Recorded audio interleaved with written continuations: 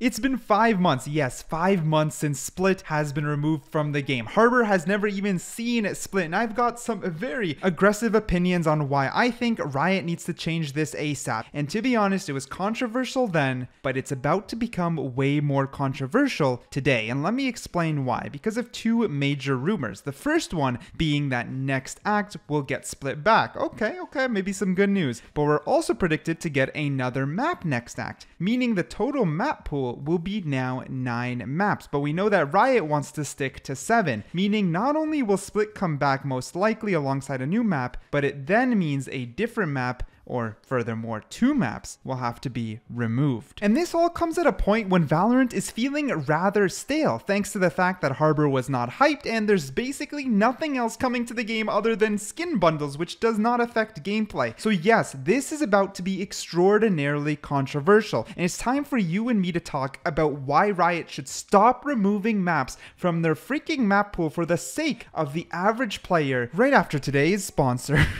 Today's video is sponsored by Signal RGB. So this is actually a really cool sponsor, not gonna lie. Signal RGB is giving away a custom RGB spike PC. Yeah, like literally a Valorant spike. It's so freaking cool. Now, what Signal RGB is a app that allows you to control all your RGB on your PC with one free application. It comes with hundreds of available effects and game integration, so you can literally have all your RGB sync properly with Valorant gameplay. Like, dude, this is extremely cool. But of course, the best part, let's not lie, we're all honest gamers here, is the link to the giveaway, which is in the video description down below. That freaking Spike PC, it is so cool. And imagine controlling this entire Spike PC with the RGB free to use app that just syncs all the Valorant gameplay. Generally one of the cooler things that are super niche for us Valorant players, and I love to see it. Make sure to check it out using the link down below. Alright, but back to the main topic. The big thing here is that there are two major reasons that Riot likes to dictate for the original change in the map pool size to 7.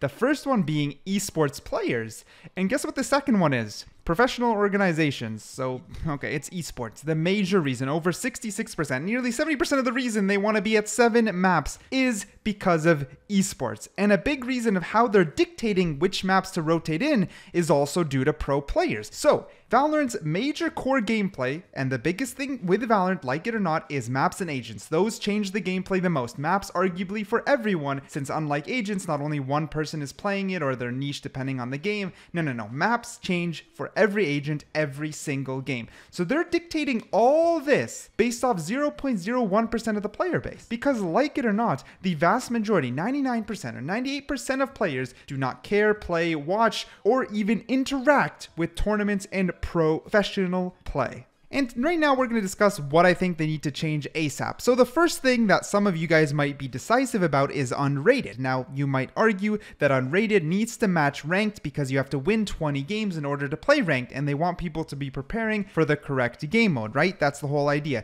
They don't want you to get split and unrated during your 20 game win just to go into ranked unprepared. And to that, I'm going to call BS because that doesn't make any sense. And let me explain why. If they plan to keep adding maps over the long term and rotate only into a 7 map pool, then regardless, people who joined in the last 5 months have not played Split. So sure, they're practicing in unrated for 5 months and in ranked for 5 months, but guess what? When a new map plus Split comes back, 5 months worth of players are going to have to deal with 2 maps at once. Now, just to make something clear, it is not confirmed that Split is coming back, but even if it came back later, so let's say we get a new map next act, and then an act after that, Split rotates back in, the same effect happens, right? Back-to-back new maps for the last 5 months of players. And this problem gets worse and worse the more maps you add. So, big brain Riot, how about unlock all the maps in unrated so that people can practice across the entire spectrum no matter when they rotate into ranked. Now, I still believe ranked shouldn't have a limited amount of map pools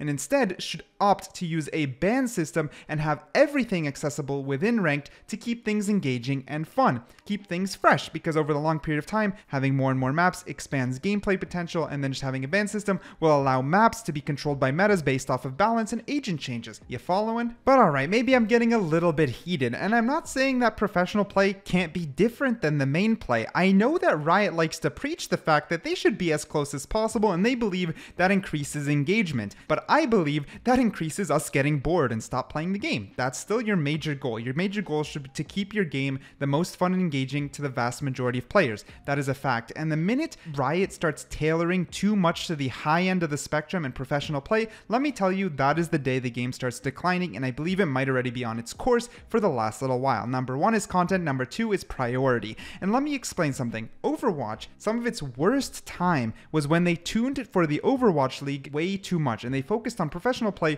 way too much, leaving the average player high and dry. So instead, if they really wish to, leave a 7 map pool for teams to professionally practice on for the next tournament. I assume that makes sense. Teams are already under a lot of pressure, and playing multiple hours every single day is exhausting. Increasing the map pool there will actually make it hard for specific tactics and metas to form. With that being said, this should not trickle back down into the average player's experience.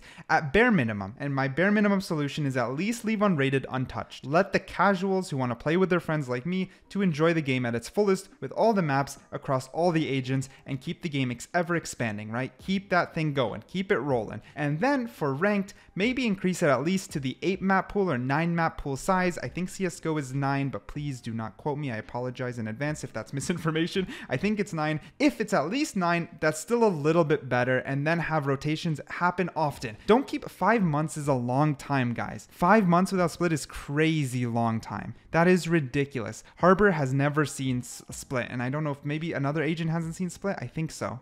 5 months is long. I'm sure one other agent. I'm just trying to remember. That is crazy. That is insane. That doesn't even make any sense to me. So either rotate faster for ranked, unlock and add a ban system, which is my personal preference because I think that makes the game feel the most alive, or at bare minimum, just increase the amount. You know, it just, something has to be done here. Unrated, stop touching it. It is a casual game mode. It is no different than Spike Rush in my opinion, because trust me, in my unrated, it definitely doesn't feel any different than a Spike Rush or any other of the 4 fun game modes. People are not taking it seriously. I don't get why. People don't play unrated to practice ranked. At least I've never felt it in my lobbies ever. I rarely get extremely sweaty people. People are usually messing around. They're doing weird stuff. The MMR is all out of whack. People are playing with their friends, and that is okay. That is Valorant at its best in my opinion, and I think at its second best is in ranked, where it's ever growing and not feeling dry, because where I'm getting my opinion off is other content creators and other people on Twitter, and most of them are already high immortal. So if they're tailoring to the professional and the immortal radiant high-end streamer are getting bored, that says something.